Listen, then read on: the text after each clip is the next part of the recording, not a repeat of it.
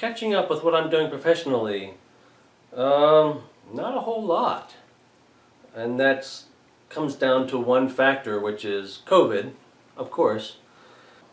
Last spring, I started getting more serious about getting piano teaching started. And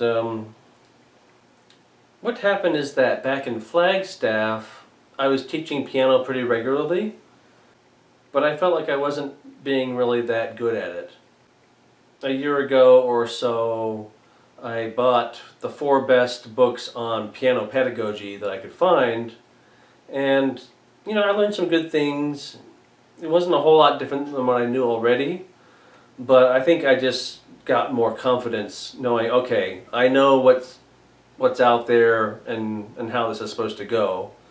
One thing I read in one of the books that helped me out a bit was that it said that piano teaching is not necessarily the first choice for what piano teachers would rather be doing with their time.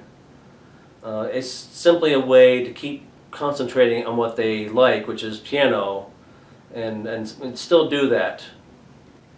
And I thought about back when I lived in Flagstaff, the president of the Piano Guild in that area, a man named Juan Velasco. He had a really talented student who would make up his own compositions, and he played, quite well. And Juan told me, that's one student that I actually enjoy teaching. So maybe there are piano teachers out there that really love what they do, but the vast majority of them, they just kind of deal with it just like anybody else deals with aspects of their work. And teaching at the university, teaching my composition students, to me that's fun. And I would be happy doing that all day if I could. However, it pays almost nothing. And I avoided going into piano as a major simply because I thought there's way too many good pianists out there. There's no way that I'm going to be able to compete, which is, on a concert level, that's true. But in terms of teaching piano, if you're going to do that to make money, that actually is in demand. And even among players who are good, they're not always the best equipped to teach. And so that's why there's this whole extra field of study, or major piano pedagogy.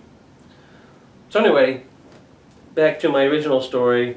So last spring, I was working towards opening up piano lessons, and we had gotten on board with this method which involves group classes where you're having more than one student at the same time, which I kind of thought was, well, this is just a money grab because you're getting more money from more students.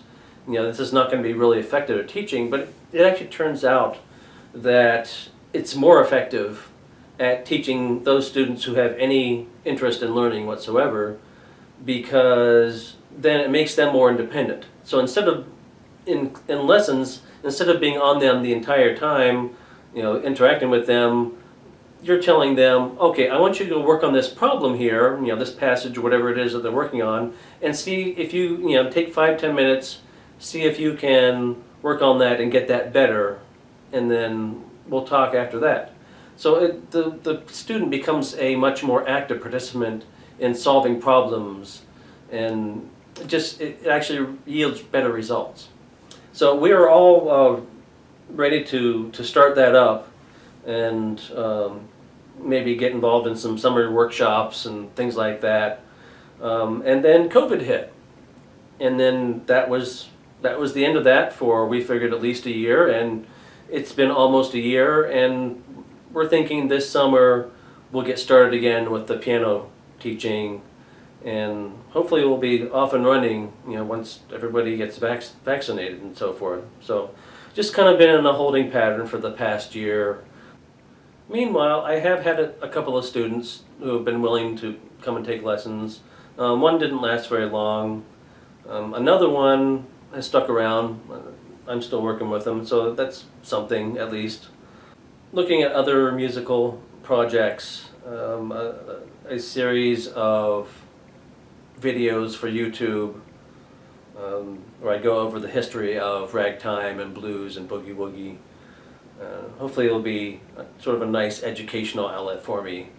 I don't imagine I'll get a lot of money out of that, but hopefully it would get some more viewers to my website where I sell transcriptions of sheet music, which so far I've maybe made enough to pay for the cost of the website.